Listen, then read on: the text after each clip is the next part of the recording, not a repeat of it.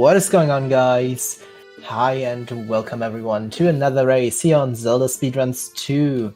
Today we have the Breath of the Wild Any Percent tournament. It's Losers Bracket Round 5, Destructor versus Sir Tapir. And today I am accompanied by the wonderful, lovely commentators Crazy AZ and Two Good Meals. Say hello, guys. What's up, everyone? Hello, hello.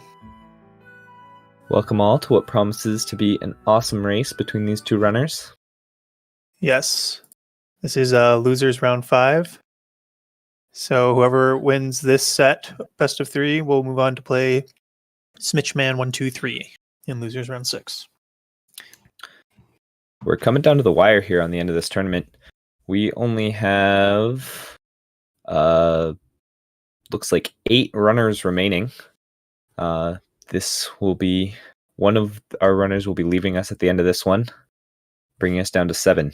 So, yeah, come into that final stretch. Yeah, this is actually the first top 8 match. Indeed, everyone still left in the tournament is top 8. Woohoo! All right. And it looks like we're off watching our favorite cutscene. Yeah, it's gonna be interesting stuff because I know both these runners have been on the grind recently. For sure. They're both really good. I know Tapir has some set strategies he goes for almost exclusively in races. Like he doesn't normally go for slate storage unless he's in a race. I don't think. Interesting. I'm assuming both players will pick up maybe mushrooms. Pretty common to get some backup food for races just because of how punishing it is if you were to make a mistake otherwise. Mm-hmm.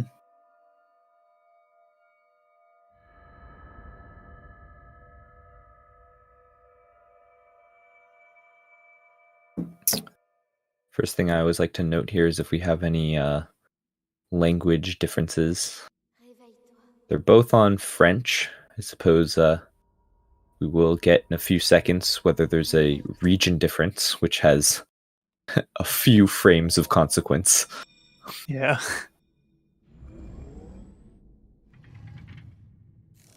I play on French Canadian because I'm too lazy to switch my region. Same. Looks like, oh yeah, Tapir is on Canadian French, while Destructor is on European French. You can tell by the different capitalization of the word Chica there. So Tapir is at a, 4-frame deficit or something? Or no, I think it's 10. It's something still less than a second of difference between the two regions. And, not long ago you have said that was absolutely inconsequential, but our top 3 times on the Any Percent leaderboard right now are within a second of each other. So yeah, those frames do count. It's kind of wild to think about that. It really is. This game is both of them getting pretty clean Shrine of Resurrection clips.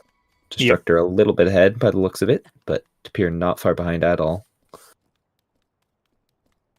It'll be interesting to see what food they go for. I think Tapir has gone for peppers usually in races, but I feel like I've seen him get mushrooms. So interesting. Destructor definitely passes on the peppers, but Tapir goes for them. The peppers, of course, let you grab some extra food without having to see a second text box. Destructor picks up for the mushrooms, which are a little more on the way.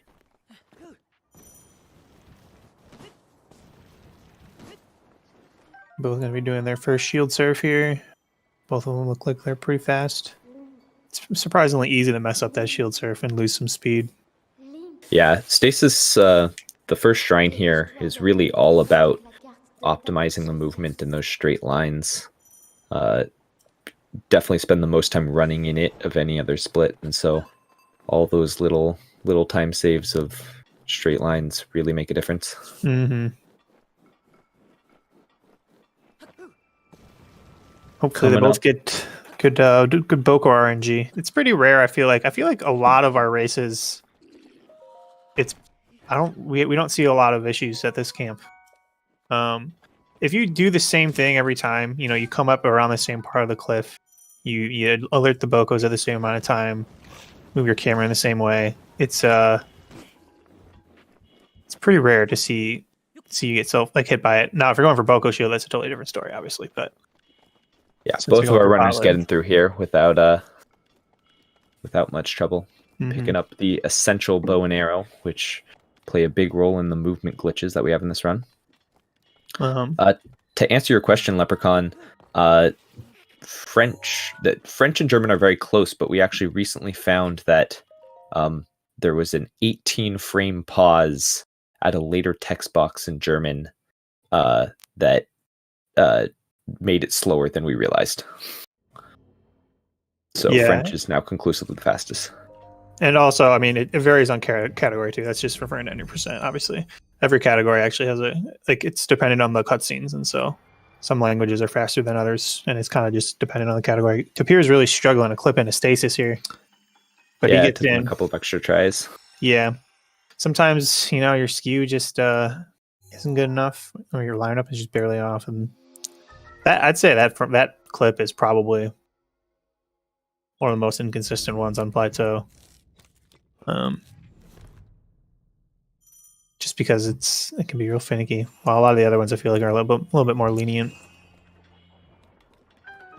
Yeah, I do think that one tends to be a little more finicky than the rest. See Destructor making some nice clean lines through the shrine. Yeah, good movement. And nailing that shield jump there. If you guys ever want to know how to save a one menu on your stasis split to artificially improve your times, don't re-equip your shield within the shrine. Just do it later. That's what I learned. How to pretend you're going faster 101. You do actually need to re-equip it later, though. Yeah, you do. But if you do it after the split, you save that extra menu, so that way you feel like your stasis are just a little bit better than they actually are. Tapir also nailing that jump. Obviously, that the struggle with clipping in set him a bit behind, but nothing that can't be overcome with a solid plateau going forward. Yeah. Still anything can happen up until like entering Sanctum, honestly. Once you enter Sanctum, that's when a real divide in the run kind of happens in my mind. But up until then, it's really anybody's game, because there's just so many places that you can lose decent chunks of time on in Plateau and in Castle. So, I mean, and I would have thought same as you that, like, once you enter Sanctum, it's pretty hard to make up time. But then that the first race between Majestic and Slyzerua showed that actually the number of arrows you have can make a big difference in those fights. For sure. Yeah, Majestic overcame a huge deficit by having way better arrow RNG than Sly had. Yeah. Roko, I was just joking. Like I was saying, like if you unequip your shield, like when doing the rock ride, you save that extra menu for like your cryo split and not your stasis split, but you don't actually save time. It's just to make your average stasis better. We see Destructor a little disappointed on the angle he got off that bullet time bounce. The Boko noticed him slightly before making contact, and so. But it's still like a decent landing, and it was really good in the sense that he played it cool. It can be pretty tricky to land in that spot, but where he landed was not much of a time loss, really. For sure. In other spots. Tapir, I think, hits the cliff there on his first arrow, but he's just going to brute force it. Yeah. And then the Boko noticed him. That one's probably. I bet he's about halfway. I think he's just going to maybe keep going because he's got peppers. Oh, he's going to retry. Good retry. If he would have got over that hill, like just in front of him there, he probably would have just did a shield surf the rest of the way, but that would have been a long walk. Yeah, I know you could also, back before bullet time bounces, people used to do some tree launches to try and get there. So I've seen that as an occasional backup, but I don't think that's something most people would attempt. There, he gets the right angle on his second try, so that reload does lose you, I'd say, about 30 seconds, maybe a little more. But does manage to get it again the second time. Mm-hmm. Destructor with a nice clean cryo skip there. Yeah, that was really good. That was a really clean cryo from Destructor. We also saw Destructor went for ESC. Yeah, I think it was like second try or third try. It was certainly pretty fast. Yeah, it was good. Tapir opts for the slightly safer non-ESC clip. Yeah, he does both. I think he almost always goes for a regular cryo clip in races, though, just because it is a much more consistent to hit in the moment. For sure. Let's see how Destructor does on this BTB. I think most people would say that this is the hardest BTB on Plateau, and so this could be one spot where if Destructor has a rough time on this, Tapir can make up time. But looks like he nails it first try. So yeah, that was beautiful. Yeah, did not opt for slate storage, but I suspect that means he feels confident with the more traditional fall damage cancel. Looks like the shrine loads for him. Yeah, no one loaded there, unfortunately. Does get an extra fish. Yeah. That actually kind of puts him on par with the same amount of healing food as Tapir. But he had to open 2 text boxes for it. For sure. He did get 1 arrow there, I think. I saw. Maybe. Certainly didn't get a lot of arrows. Yeah. Pier's shield durability seems to be low. Yeah, I guess if the struggles on Stasis clip there might have cost him some extra durability. But I don't know, durability saving, he's only got to do it for 2 clips. That's not that bad. Yeah, should be fine. It's just like maybe an extra second or 2. You maybe worry at the bombs BTB of the Bokos throwing stuff and shooting arrows at you. That could do some extra damage to your shield. But that's true. But I don't know. I feel like you can just put your shield away just in time or kind of dodge it. Unless you get really unlucky. I feel like it's rare to see that shield break there, unless they're double arrowing and rock and barreling you all at once or something like that. It's it's just an extra pretty thing to worry low about on this BTB. Did he get slate storage? I didn't see. I'm assuming. Oh man, he's gonna cut it early. Okay. Did not go for slate storage there. That was a good early drop. It was 50-50 if he was actually gonna land in the water there. No, yeah, it's always right. If he had landed in the water, that would have been perfect, but don't necessarily want to risk that. Yeah. In a race environment. Did get the durability fix there, and pretty clean clip, including the elevator. Yeah, that was really good. Clean clip. I didn't really get to see what he got out of those boxes. I think he got some baked apples. Yeah. But it doesn't seem like anyone got anything crazy. Sometimes you can get like 12 arrows out of those two boxes, which is nuts. That's like huge. For sure. For a very small amount of time loss landing on the other side of that pond like that. Destructor going for box walk. Gets a nice launch. Beautiful walk. Ooh, takes a little bit of damage right on the landing. Yeah, but he's fine though because he's got 6 hearts of healing. I'm surprised he didn't opt for more. Because he's likely going to need to heal in Bomb Shrine in order to do the wind bomb. That's a nice clean BTB. Yeah, he does heal. Look at that. All right. I was going to say he could do a wind bomb and still technically survive it, but it'd just be a little sketchy. Yeah. Nice landing inside the box. Wonder if he just forgot he had the fish because it was on a separate menu. He was down. Yeah, exactly. He was down 2 hearts, so ideally he would have eaten the fish and then 1 mushroom. But I think in the moment he just wanted to make sure he had enough health to survive a bow shot from those Bokos, just in case. Yeah, little struggle with the elevator clips. Has to be careful here. I think his skew is just a little weak. It's usually not too difficult to get in here. There you go. There he goes. Yeah. He gets it. That clip, it's pretty lenient, but you just gotta. It's just a weird timing on where, like, in position where you want to kind of get that skew to activate when you touch that corner of the wall there. Certainly. Definitely something that newer runners struggle with a lot because it's just a different timing from the rest of the shield clips we do. Yeah. Here also opting for box walk. Has that DLC chest. Does that take extra durability? Do those hits take extra durability? I don't know.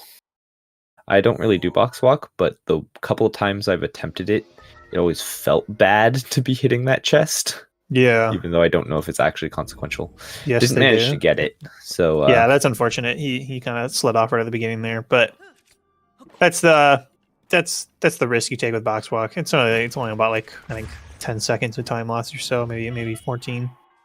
Lines up for the BTB, gets good Boko RNG, good bullet time, and he's on his way. Yeah. Destructor. Half a heart on Destructor. How many did his wind bomb? Yep, so definitely needed to eat that food there. Yeah.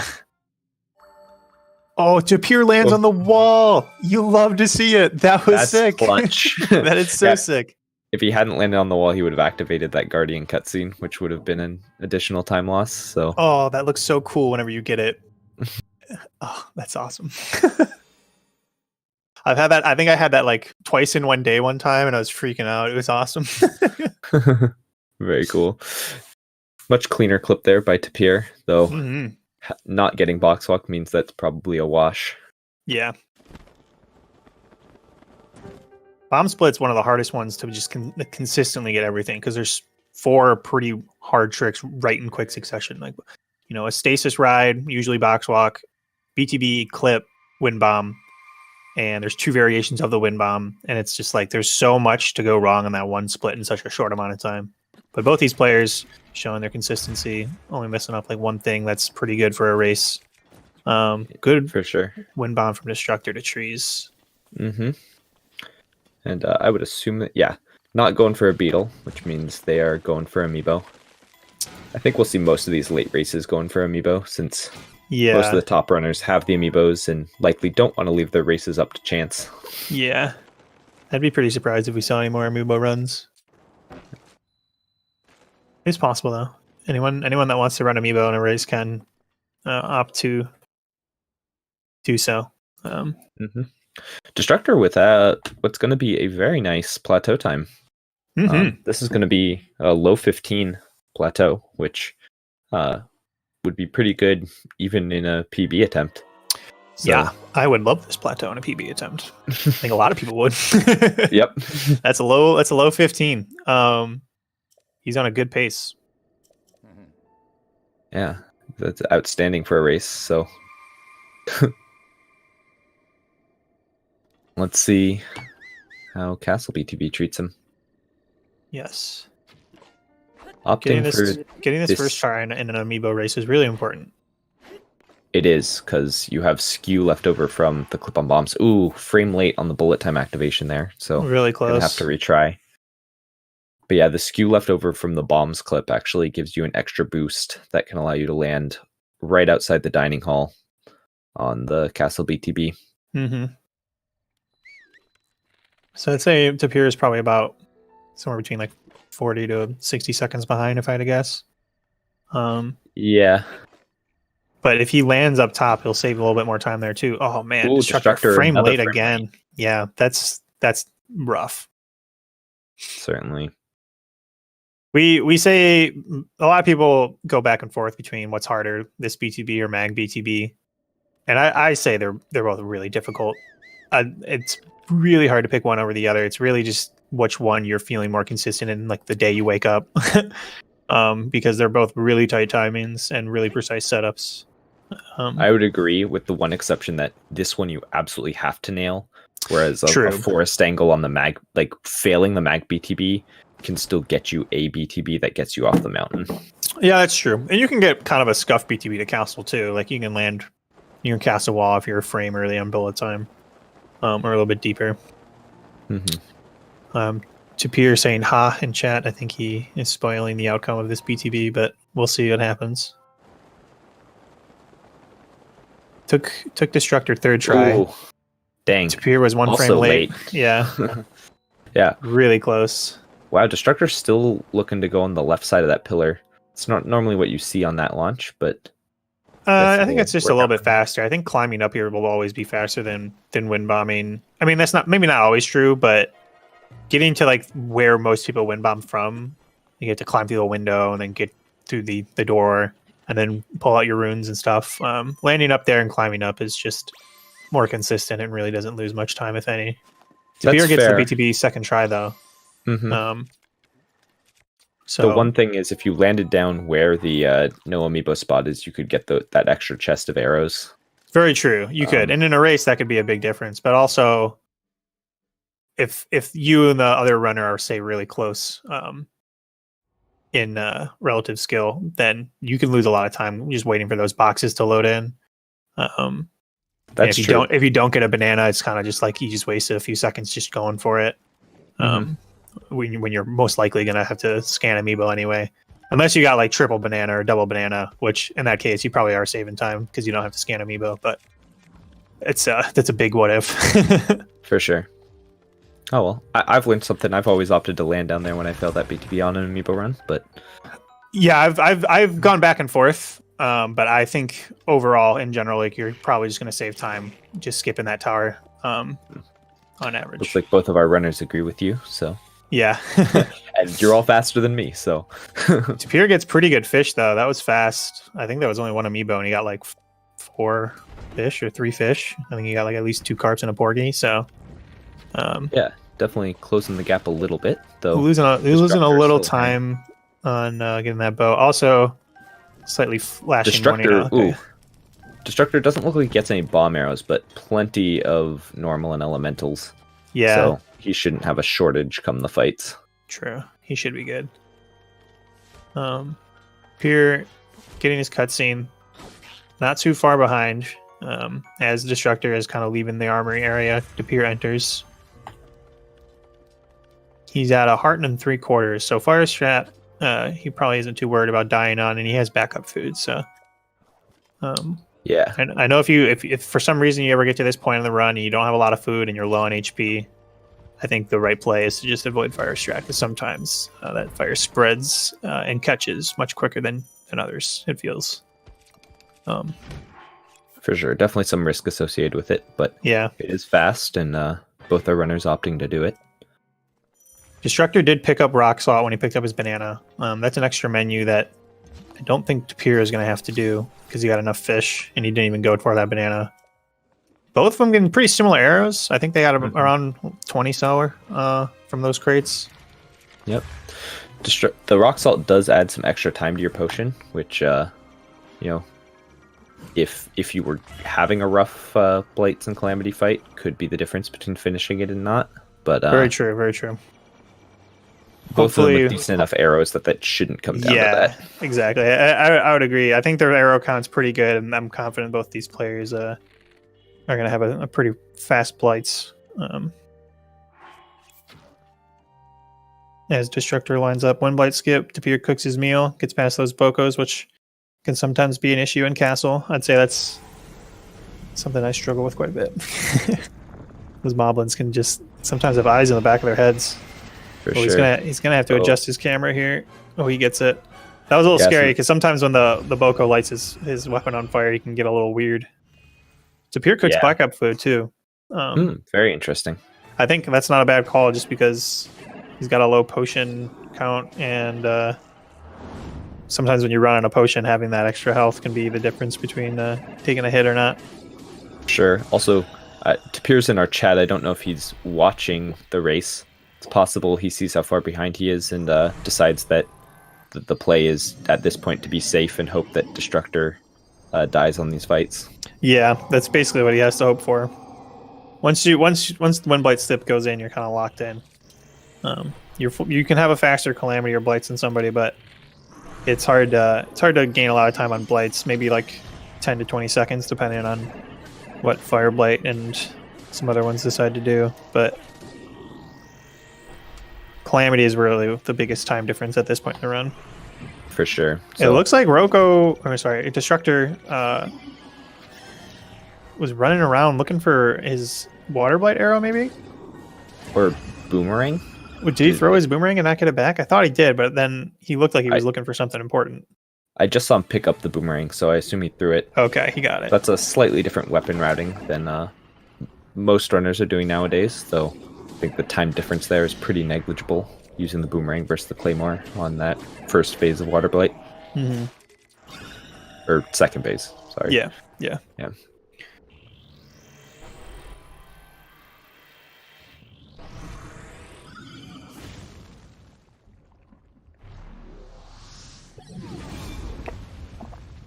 But this is Firelight Phase 2 is probably like the worst part about the Blights fights in terms of RNG, because when Fireblight gets up right away, it loses like I think close to 10 seconds, depending on how fast he does it. Yeah, it doesn't look like he gets up too early here, and Destructor does manage to get that one cycle. So yeah, it was really nice. Very nice to get. Tapir got his Wind Blight arrow back. Mm-hmm. Good stuff from him. But yeah, really a full Blight behind right now. So yep. It's going to take something big to shift the lead in this race. Yeah. But this is a best of 3, so this one isn't over, and however it does end, the match won't be over either. Mm-hmm.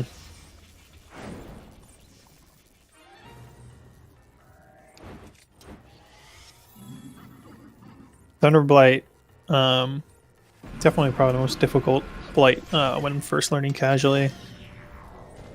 Can still be tricky right here at the very end when you try to get these double hits. If you are off by just a little bit and you don't get enough hits, he'll be able to kind of sneak away from you and do a really scary one-shot attack. There are some backups you can do if that happens, but it's in an ideal world never going to happen to you in a race because it will lose time.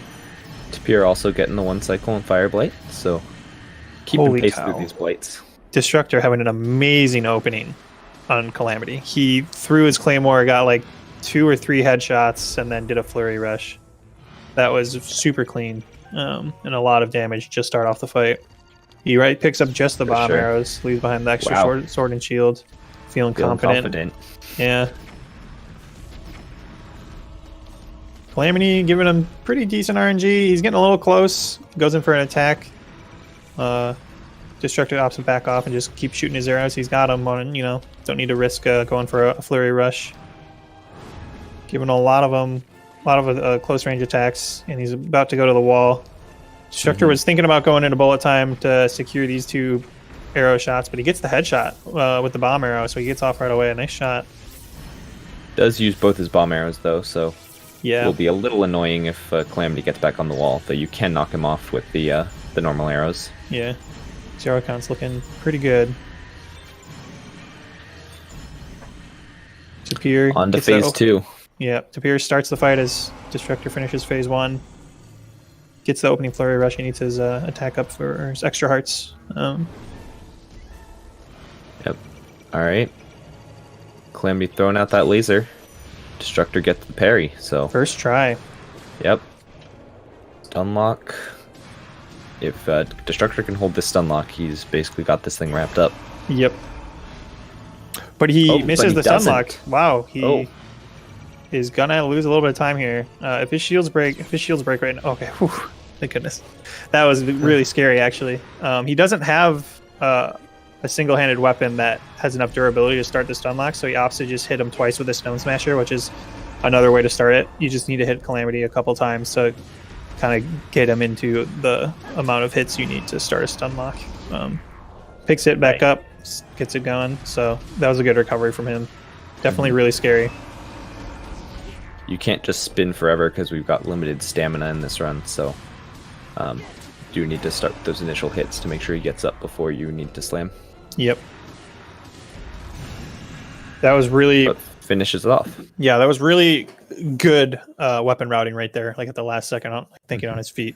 Because if he went to go in with that boomerang, he wasn't going to be able to start the stun lock, and his Stone Smasher was damaged, but had enough durability left to start it off.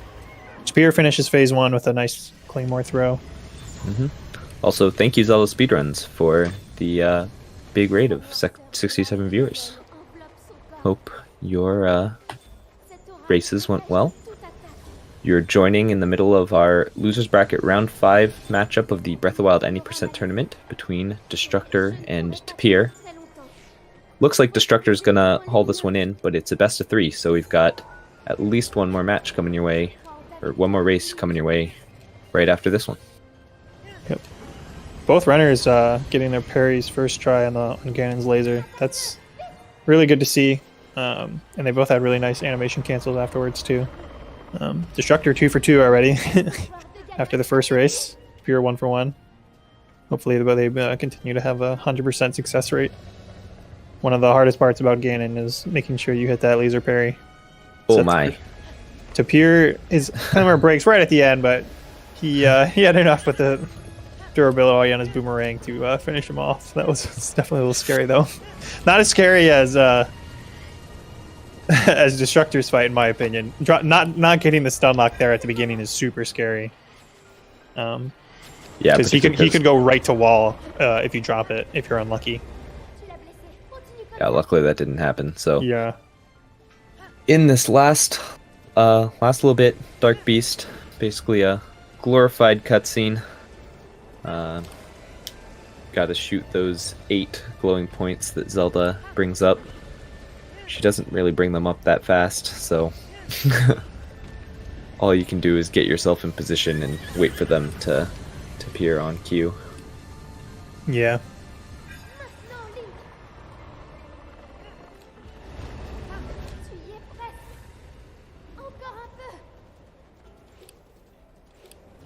Oh my, wait, what happened to the horse there?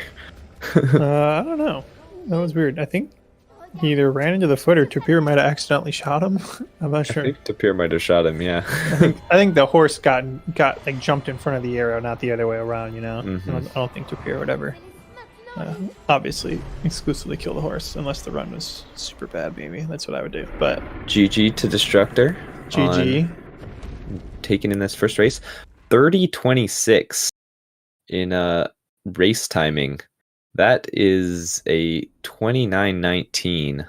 Yeah, as that's far amazing, as our amazing race leaderboard timing, and that, yeah, obviously sub 30 is quite the achievement, and to do it in a race is, well, that's an excellent race. Mm-hmm. That's true, with third try castle BTB even. Yeah, that's pretty wild. I mean, his plateau is insanely good. Like a low 15 plateau is really good. That's, if you get a low 15 plateau, you've made maybe like one mistake enough, like major enough to warrant not having a 14.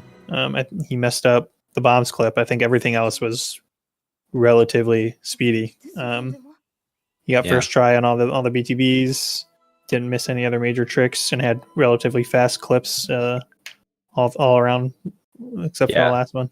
So there's the poor angle on the cryo BTB, but again, like, yeah, it wasn't that bad. I mean, like, realistically, like, that's such a minor time loss. You can get that and still get a 14 plateau, no problem.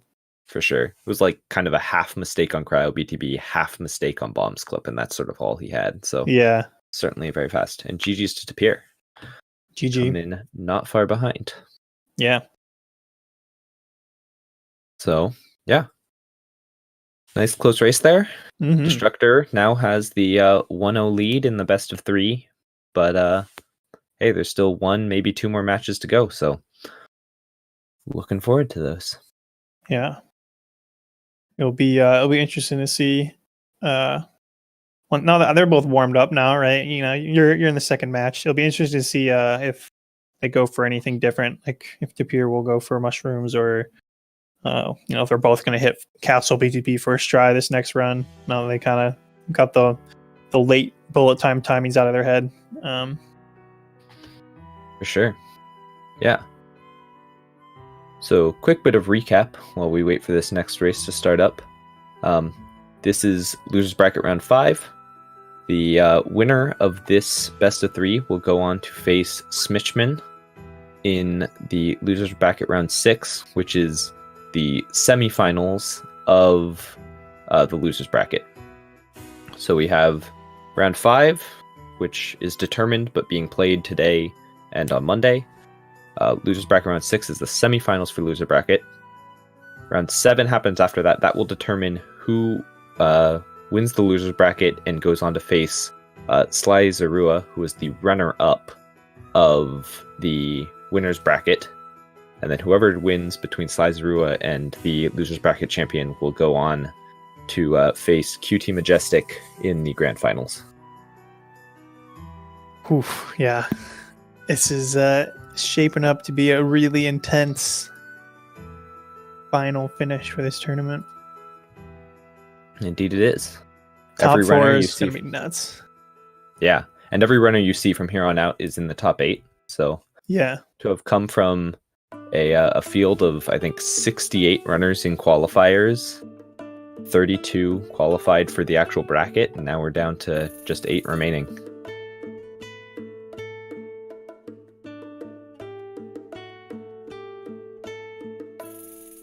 Yeah, everyone left in this tournament has just shown so much awesome stuff, Like I feel like everybody has had at least one really close clutch race. They're all top level runners on the leaderboard. It's just you love to see it. Absolutely. Hey guys. Hello. Yeah, so we're just waiting on the runners to go grab a short drink, and then we can go on with our second race. And I have no idea why the commentary or the interview page shows me as a runner, because I am definitely not one. And that's weird. You still play an important role. This tournament would not be able to go on without restreamers, so True. thank you. Speaking of an important role, thank you, Crazy AZ and Two Good Meals, for commentating on this. That's so great. Yay. Thank you. Thank you. Our pleasure. For sure.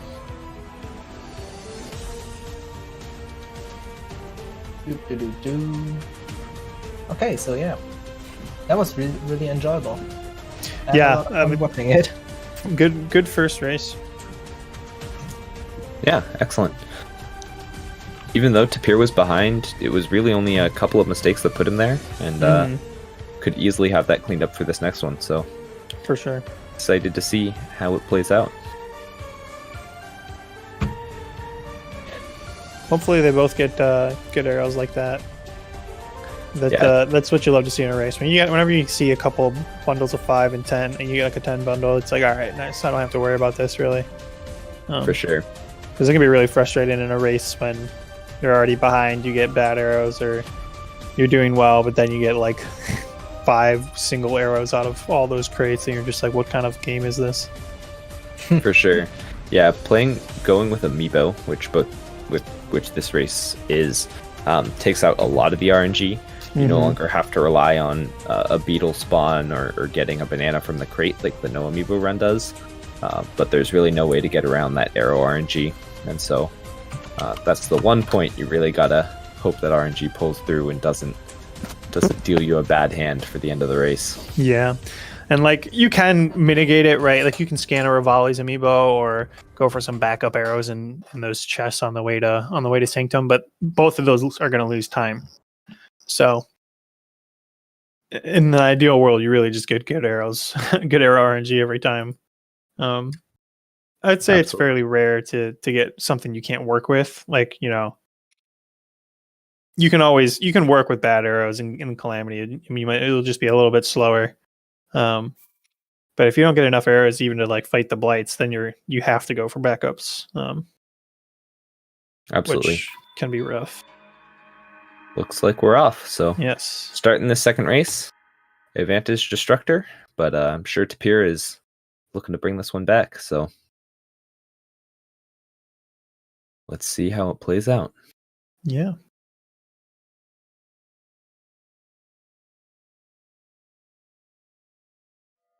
These best of 3 matches certainly feel like the authentic speedrunning experience when you get to get this cutscene multiple times. Yes.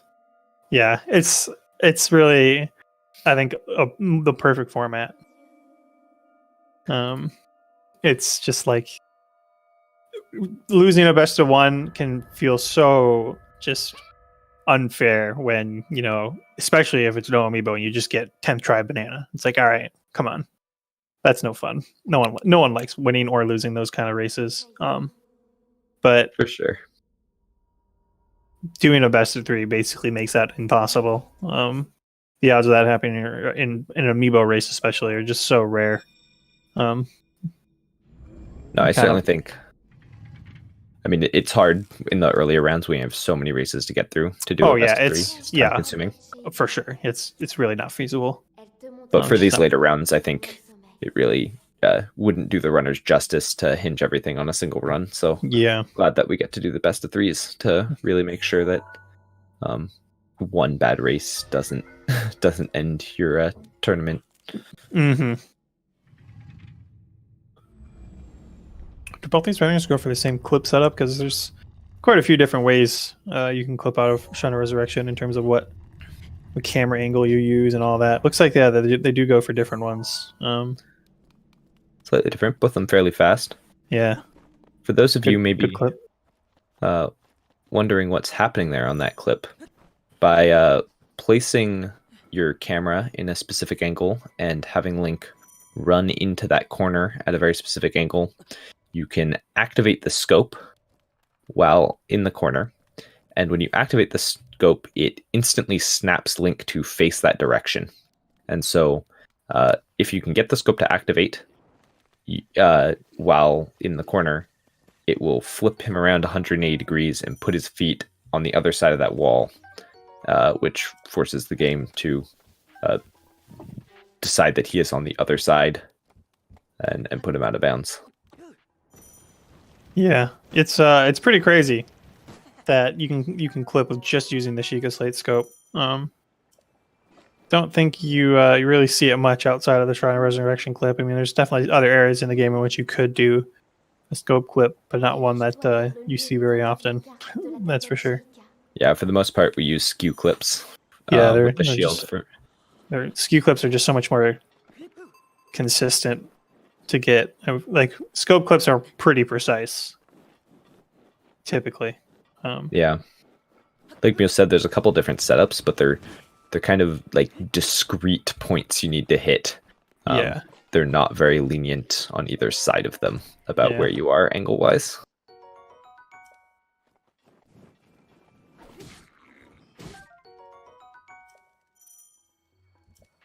Wasn't paying enough attention. I assume both runners went for their same backup food that they did last time.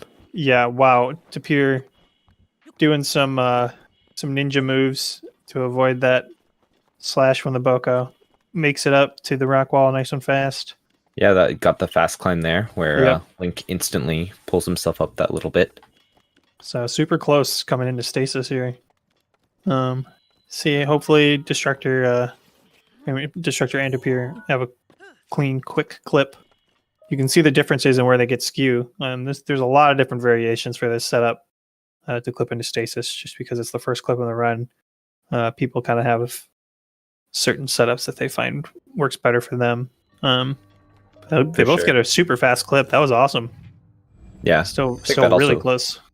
That also comes hand in hand with it being one of the more finicky ones. Mm-hmm. Lends itself to some different setups that people find better.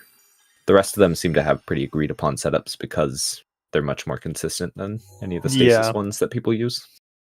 Yeah, I mean, I think just about everybody clips into mag and cryo, or mag and bombs the same way. There's different ways to clip into mag, but it seems like the community as a whole is generally kind of settled on getting skew on the left side there that Rosin set up. And everybody, I feel like almost everybody does bombs almost exactly the same. There's some different ways to like line it up, but bombs clip is in general kind of one of the more lenient ones. So a lot of people kind of just go for it, and just they don't line it up too precise, and they're just trying to focus on just getting in as fast as possible. Both of our runners with the clean stasis. Yeah. The one thing I would say about Bomb's Clip is people have started to play with clipping on the other side of the shrine, actually, because it's the closer one and the one you're more likely to land next to. Yeah. But I think no one's really found a setup that Yeah, they love I mean, so much there's to forgo just running around the shrine. Yeah, I know TT and Razin and a few other runners as well have all looked into clipping in through the left side. Getting into the shrine on the left side isn't very hard. It's getting into the elevator because the wall geometry on the other side of the elevator is way more solid versus the one on the right in terms of the actual geometry to like clip through. So clipping into the elevator from that side can just be a lot more finicky and precise in comparison to the other side. So I don't think we'll see another runner clipping into a left side elevator in a race, just because it is just really difficult to be consistent at. For sure. But it is awesome when you see someone do it because it is a rare sight. Yeah. And it looks really Both cool. of our runners pretty much neck and neck coming out of stasis here. Yeah. Pure a couple text box behind, but that really any small thing could switch it up at this point. So yeah, exactly. let's see how our runners do on their first BTB of the run. Looks like Tapir didn't quite get the boulder launch he wanted. Yeah, it was a couple seconds slower, but nothing too major. They're both setting up for the BTB. Destructor jumps, gets Destructor's noticed. going to get a rough angle. Yeah, he's going to be landing probably at the base of the cliff. Oh, but Tapir had to reset. I didn't quite see what he saw that made him do that, but clearly did not like something. Yeah. Looks like Destructor's angle wasn't as bad as I thought it was going to be. He ends up still kind of landing near the top. He lands on the side of the cliff and climbs up. Loses a little bit of time, but realistically, that's not a bad landing at all. And that was a very fast ESC. So yeah, no, he did a much better job rolling with that than I would have been able to do. Yeah. Tapir gets the BTB second try, real nice. Should have no issues landing and clipping in here. Pretty textbook. Good landing here on the rocks, so he doesn't get slowed down by the snow and climbs up. Go for his standard clip, which he will probably have zero issues doing. I think ESC only saves about like 4 seconds. He is going to have to line up again. I think he was just like 1 pixel to the right, and it gets in real fast. All right. Very nice. Yeah. Yeah. Destructor's ESC was definitely faster there because he nailed it first try, but that's certainly not always how ESC looks, and if it goes much longer than that, it's then slower than the traditional clip. Yeah. It's so easy to get just off by 1 frame on ESC when you open your menu, and then you do it again and again, and then you get impatient and lose your skew or bonk or something, and then at that point you're like, oh, this is why everyone says it's bad. But definitely one of the more controversial tricks. Yeah, I mean, realistically, once you do get the hang of it, I've started doing it a few weeks ago, and I like it. It's not as inconsistent as I thought it was going to be, but I don't think very few people probably have a higher ESC rate than they do on that traditional clip. It's just the nature of how tight the inputs are.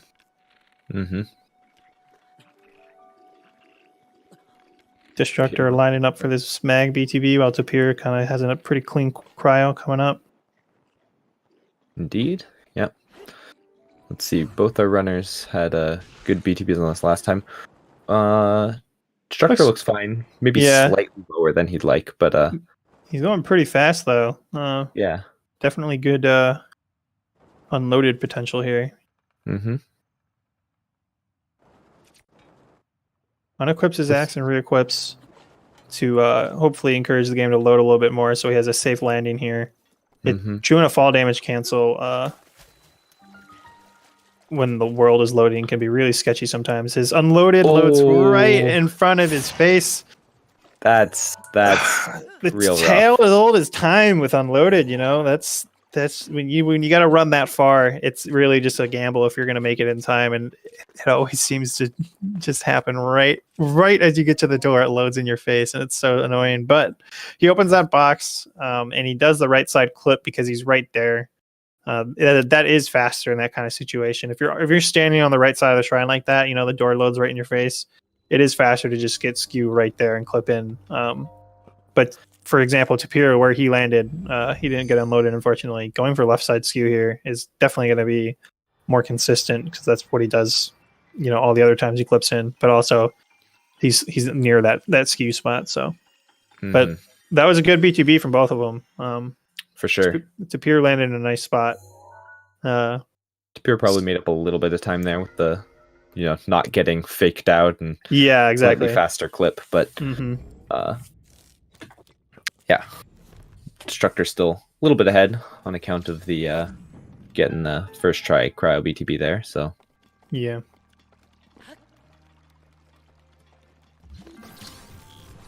Favorite snooze fest of a shrine, really. It's just the only exciting thing that could happen is you could get shot, which you don't want to. So you don't really want it to be exciting. No, exactly. Destructor's door opening a little slow there, but that's really just those are you can't really lose a lot of time in Mag, which whenever you do, it can be annoying. You can fall in the water there at the beginning. This box can land on you if you're really not paying attention, and you can maybe miss this jump. But all those things are so minor most of the time that it's really just kind of you can turn your brain off when doing this one and maybe lose 2 seconds. For sure. I did have an unfortunate Magnesis shrine last night where the Guardian hit me as I was jumping over the water. Yeah, I've had that happen too. Then you fall in the water, and that's probably as major of a time loss as you can get in that shrine. So yeah, I mean, it's annoying. I think it's possible. I've also gotten basically soft locked behind those boxes when you do the Magnesis. It lands on you and you get stuck. And I think I had to reload, but that's really just user error. Well, something like getting shot like that, sometimes really tough to do anything about. Unfortunately, Destructor got hit pretty hard by his box there on his way over to the Boko camp, but he has backup food, so he does plenty of health really to do that wind bomb. He's probably not too worried about dying. Ooh. Basically, yeah, it was almost identical. Tapir, I think, landed a little bit farther away from the shore, but he waits for that arrow to drop from the box, and he's gonna heal up as well. Destructor failing his first attempt at the clip, but gets the second one. Gets a quick clip into the elevator, which is an improvement over last run. Or last race. Tapir gets a nice BTB. Also getting the BTB. Yeah, that was fast. Voko's got in position really quick there. Destructor hopefully will kind of go for a safer angle here on the BTB. Just because he is down half a heart. If you kind of aim your wind bomb just a little bit more to the right, you won't take as much fall damage in general. Yeah, you can land on the higher platform. And it loses maybe 2-3 seconds, maybe, depending on where you land in comparison to, aiming closer to the ladder. But I think it's worth that kind of safety because a death could honestly give Tapir the lead right now. They're close enough. Could also probably opt to eat food, but looks like I don't know. Did he get any? He is just gonna go for it. Oh, he's saving just in case. Wait, did he reload? Wait, he just reloaded. Does he not have food? He could have lived that still. That was possible. I don't know why I didn't just let it happen. I mean, I think it's faster. I mean, theoretically, it's faster to reload. Wow. I'm very confused, actually. Because you can live this with 2.5 hearts if you land on the far right. I think he just wants to just move on.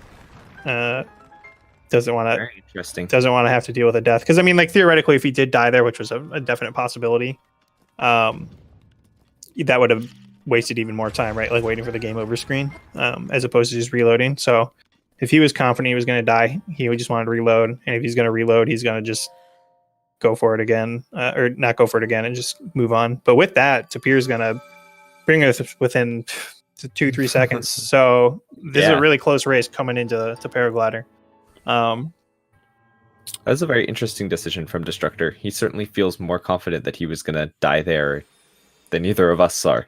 I think. I mean, I've definitely lived. I've landed down there before, with like 3/4 to a heart sometimes after ragdolling. So Also, does he not have any food? Like he broke the crate outside Magnesis. I'd be really surprised. I don't think he got any actually. I'm pretty sure he may have got like an arrow, but his RNG wasn't super good. It was just because he only broke I think the one box because he wanted it to get unloaded, so he didn't break the two. And he ate all of his mushrooms after he got hit by the box because he got down to 1 heart after getting hit by the box. So he ate his 3 mushrooms. So it's gonna be an interesting time coming up to the castle BTB. Tapir got it second try. Destructor got it first. Stopped. Yeah, that's a shame. So widens that gap a little bit. Bomb was a little late, but he delays his explosion to compensate. Destructor Very gets a nice done. Tree ride there. Wow, look at that landing. That's beautiful. Yeah, right on that step where you're basically optimal angle. Yeah, that was awesome. Tapir's arrow shot looks good. Gets the climb on. Link's not a Link got on and he has a good landing. Indeed, yeah. Good plateau from both players. Yeah, very solid. Not quite as fast as Destructor's last one, but still going to be a 15. Yeah. Higher 15.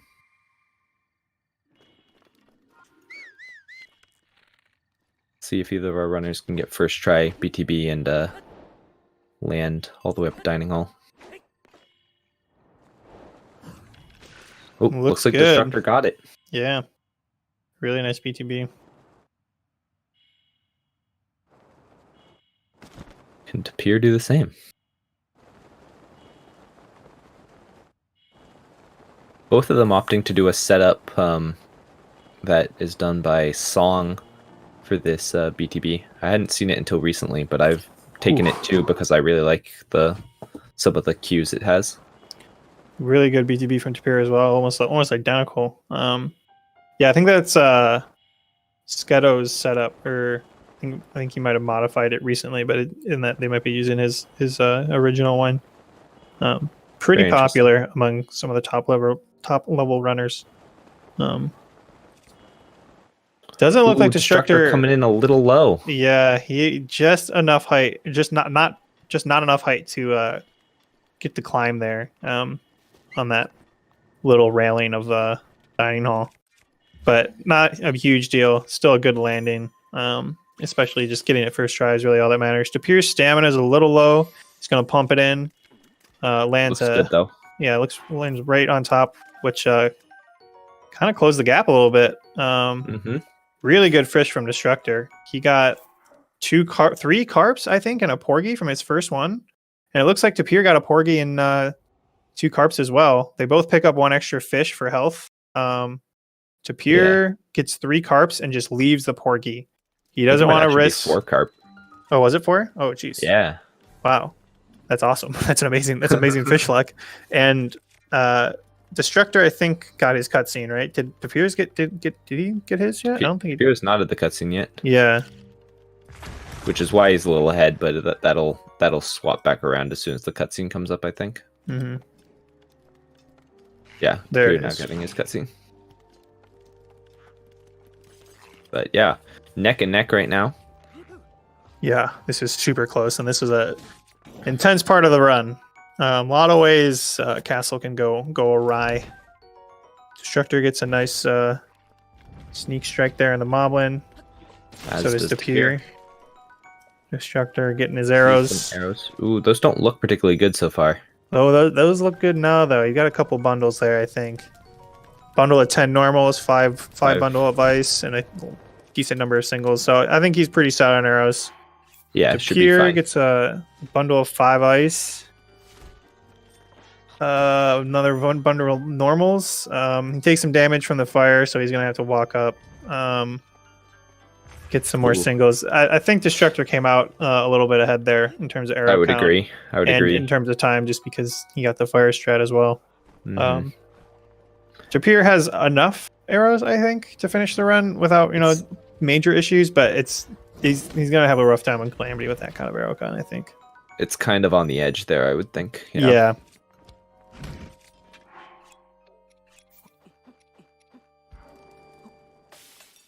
Oh right, Tapir, not needing to pick up the razor shroom because of the 4 fish he got. Yeah.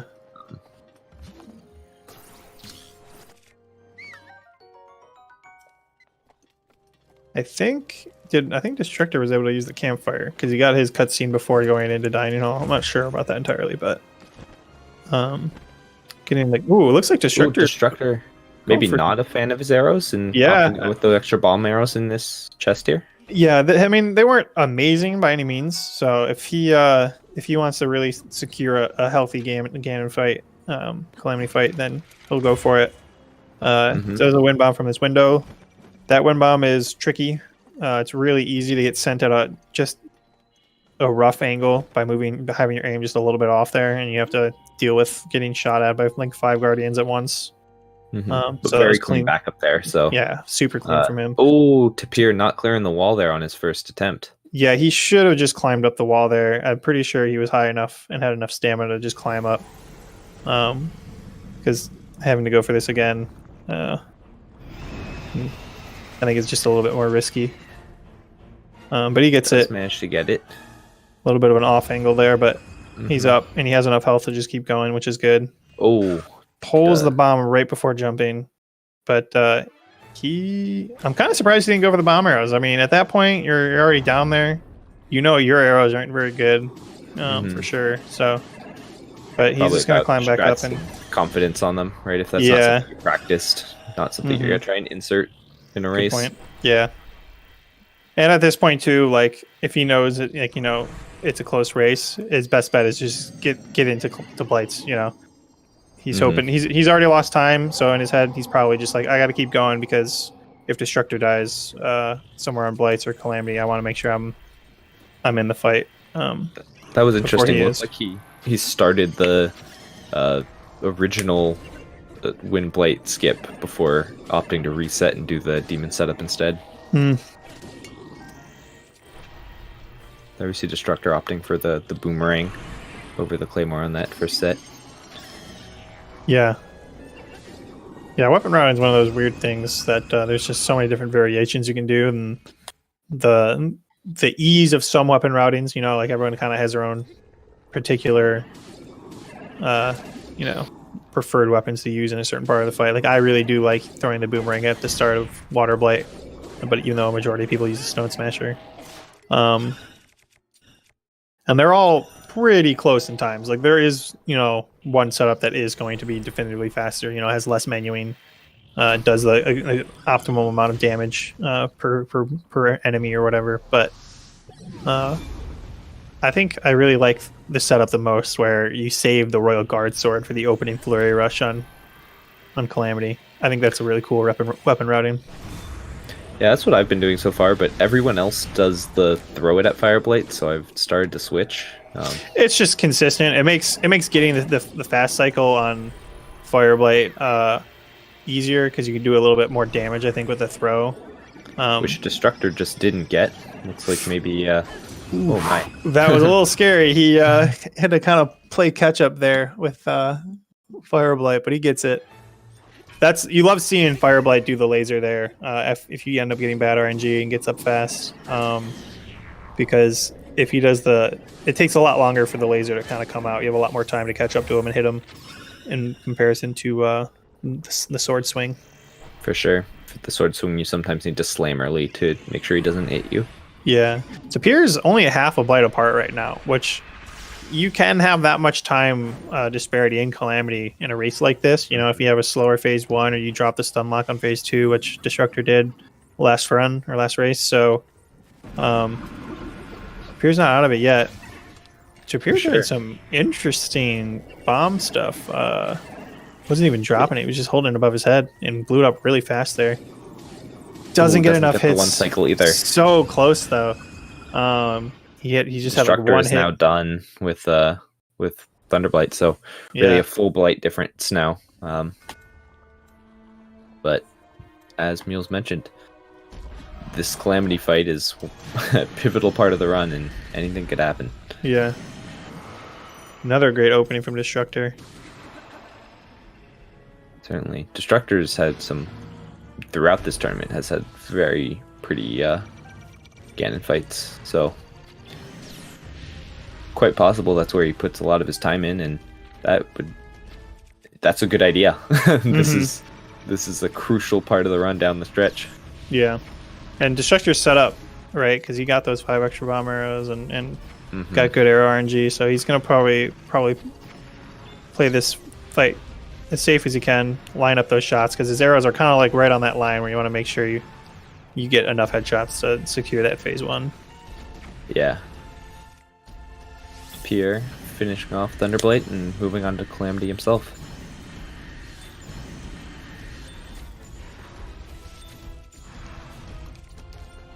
I think Destructor's down to the last 2 bomb arrows, so he's gonna go in for some hits here.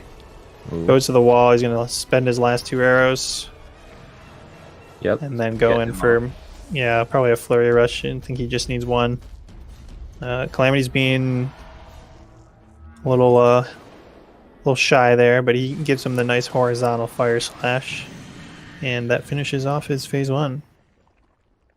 For sure. Tapir definitely needed to make sure that he nails his headshots, because he's not gonna have enough arrows to finish. His arrows are troublesome. Yeah. He's also, I think, looking for the pack of 5 arrows maybe, which you can find, but can always be a little disorienting. Oh, he's going for the extra sword. Ooh, good thing he cooked his backup food. He gets sideswiped by that fire attack. And Calamity not helping him out here, going to the wall for a second time. Yeah, Destructor gets his parry and is about halfway through his stun lock now, so he's looking poised to take this set. For sure.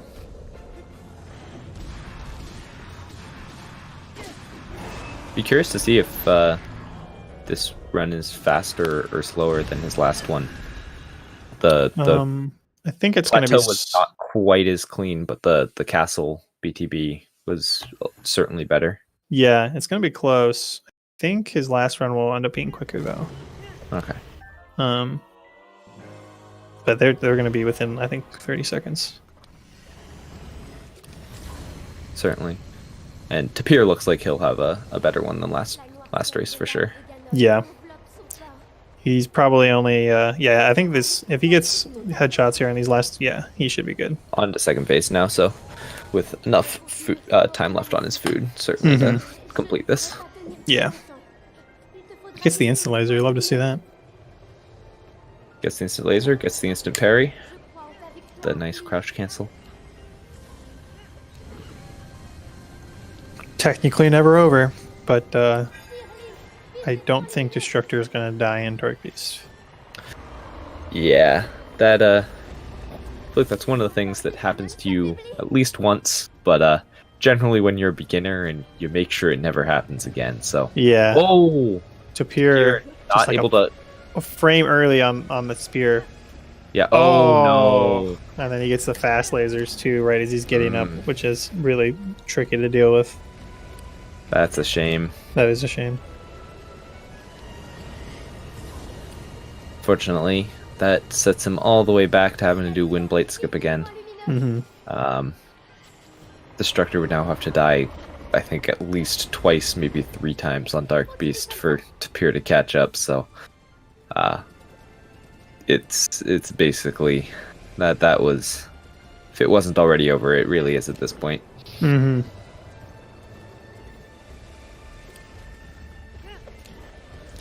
Yeah, that's with those arrows. I mean, he was bound to have a rough Calamity. It's I think too bad.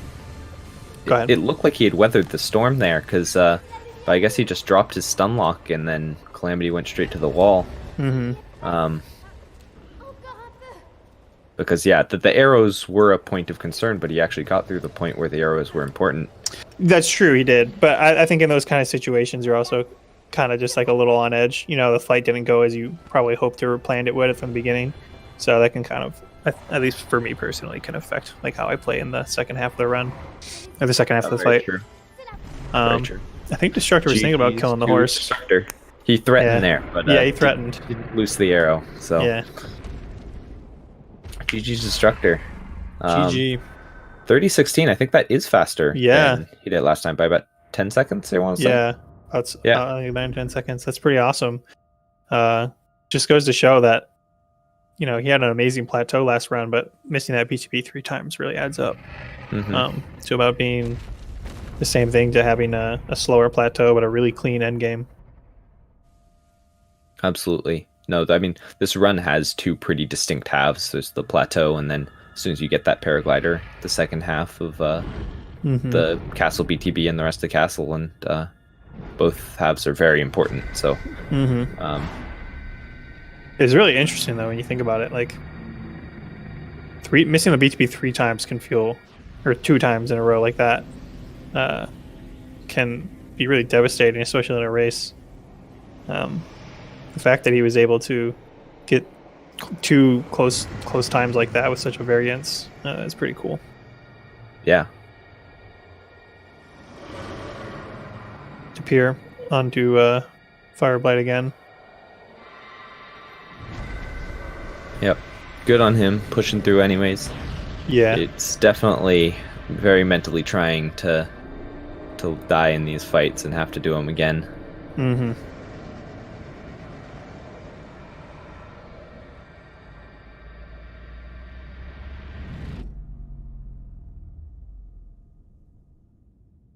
Gets his arrow back. That's something I should get in the habit of doing more often. I don't often look for that arrow. And if you do your setup the same way every time, it typically lands in that same spot. Yeah. And, given Tapir's arrows does actually matter in this case. Oh, yeah, for sure. If you have good enough arrows, it, doesn't really matter. But Tapir's in the spot where every arrow really does count. Oh, wow. What was that? Thunderblight got up very quick for him there. I think that was just unlucky. That's yeah. That's basically like where you lose time in Blights is oftentimes just getting unlucky. And the shield reformed. He shouldn't have much problems he'll get through this first phase, but that's going to cause him problems in second phase. Yeah. It means that Thunderblight's shield isn't going to break on those 4 boomerang hits. I assume Tapir, will know how to back that up, but always a shame when this fight in particular goes off script. Thunderblight is still scary. Gives a little teabag there before throwing his boomerang. Yeah, so gonna need to should be fine on this one to get the 4 hits that break the shield now. Yep. But didn't happen on the first set because the shield had broken too soon previously.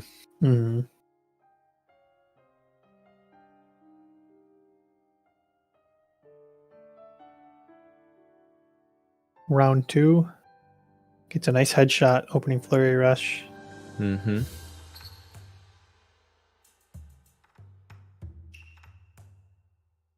See if he goes for the sword right off the bat.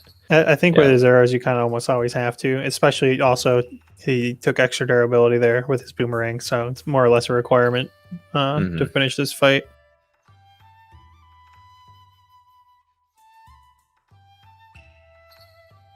It is nice of Calamity to give him the laser there. Makes the shots way easier. Yeah, getting like, and he kept his space too, which makes it even easier. He's just way back there. Not too far or not too close, giving you just lasers standing still. That's the dream. It'd be nice if Calamity was always like this. Yep. Ooh. Goes for a laser parry there. Shields. Yeah.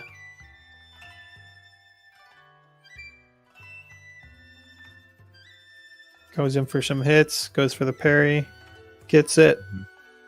That slam parry is quite difficult.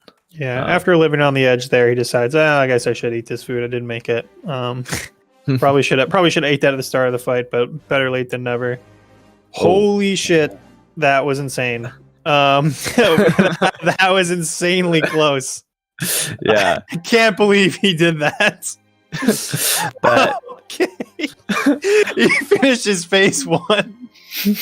my guess is that wasn't how he planned for that to go either, but it worked out on paper anyways. That was crazy close. Whoa, wow. Just wow.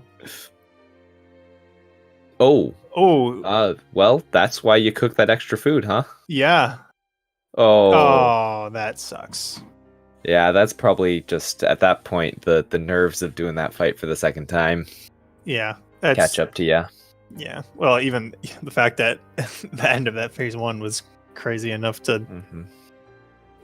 put you on edge. Oh, man. GG, though, from Tapir. GG's to Tapir, putting up a good fight there. Yeah. Calamity is rough, and particularly when you're getting those end of game timing. Yeah. Well, welcome, Destructor. Good game, you Welcome, did. Tapir. That was funny. GG's to both of you. That was funny. GG's. GG's. GG's. That throw on the Claymore, dude. Holy cow. That was insane. It probably was like 2 frames away from the hitbox of his body slam coming out. That was so close. Nah, it was all calculated. Yeah. I felt safe doing that. I still have at least 1 frame before he slams we good. Yeah. And I love that you ate your food after getting the first body slam parry too. I forgot I had backup food. I'm like, oh wait, I'm supposed to eat this. Oh well. Oh well, though. Destructor. Yeah. You guys still GG to had you too.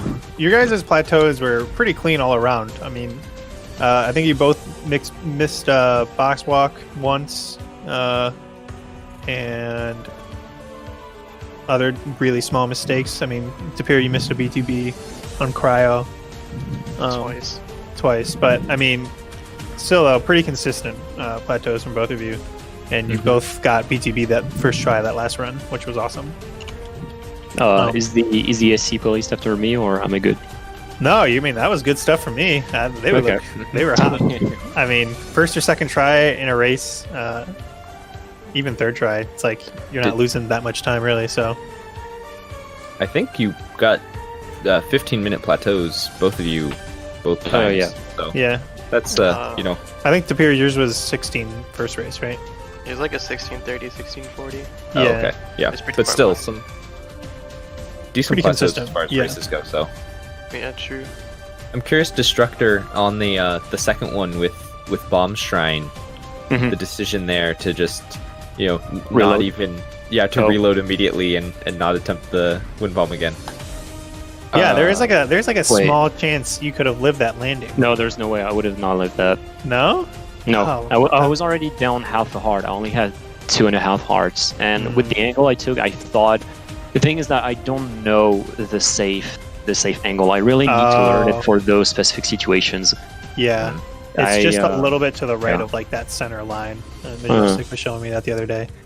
I didn't you get- can mess around with it, you'll get it pretty quick. But yeah, no, that was and then when you load it in, right, you had still the same amount of hearts. So Yeah, so it was like, yeah. you might as well just do it the old fashioned way. Perhaps, I think reloading instantly and just actually I don't know. On the spot, I thought reloading instantly and just walk would be faster than having the whole death sequence to reload and then wind bomb. But Yeah, I made a note of that. actually, It definitely that's a good is. It would have been My bad. it would have been close either way, but I think that doing that wasn't a bad play. Yeah. In a race, you want to just keep going. Mhm. But yeah. GG's though. Destructor, you're gonna be moving on to play Smitchman 1, 2, 3, or just Smitchman 1. I guess he needs to update his challenge name. The Smitch. The Smitch. The man himself.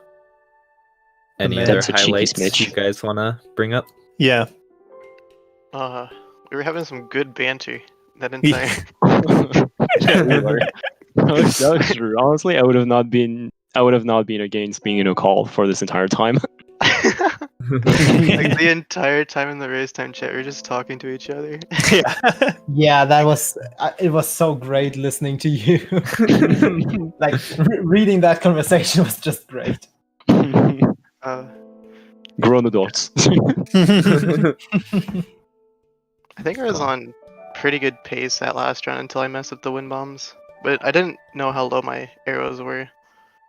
And then Yeah, once I your got to arrows tank were them, I was like, a bit oh, rough. I thought I was good, which I didn't grab the sword. Then I'm like, oh wait, oh okay.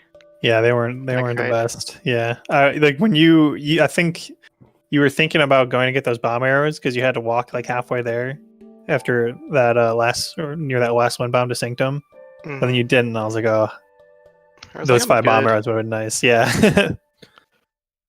it was. Yeah. It's never fun fighting Calamity with low arrows. No, both of you had the borderline arrows on that last run, so Mhm. Destructor did opt to go for the bomb arrows, which I think Yeah. was a good call. Yeah, I had to finish with I think I did an extra parry that fight. I don't remember honestly, but yeah, that was close. Even on the I finished with like 5 seconds of attack up. Oh that was wow! That was close. Jeez. Mhm. And on that first race, I didn't get the slam on the Stone Smasher, so I had to go for another parry. Mm-hmm. Yeah, luckily he Right. was nice. Right. That was Yeah, he instantly gave me another laser, so good Yeah. lucky there. Also, I got scared on the first race because I got great arrows on that first race, but they were so great that I didn't get a single apple. And I was like, can I still cook the thing without an apple? And I still had a shroom plateau, luckily, so I used it and it worked. Oh Like, yeah. I don't know the different recipes and different outcomes for amiibo. I haven't messed around enough. I haven't had amiibos for long enough to know all the different things that could happen. So luckily, I got that shroom pill. Yeah. There's also a crate next to the cooking pot too, which you can also get apples from. Oh, this is And then, if worst case scenario, I don't know if you need a final recipe component. I think if you just cook like enough of your fish, you'll be able to get 3 attack up. But you could also just scan one more amiibo and get like a high roll. Oh yeah, possibly. What is it? High roll bass or Perhaps. I forget whatever the greenish one is, the one that just gives you health. But that would hopefully never happen because that's a little slow having to scan that again. But yeah, any final thoughts? Not really. Good games all around and had fun. More talking than playing, to be honest.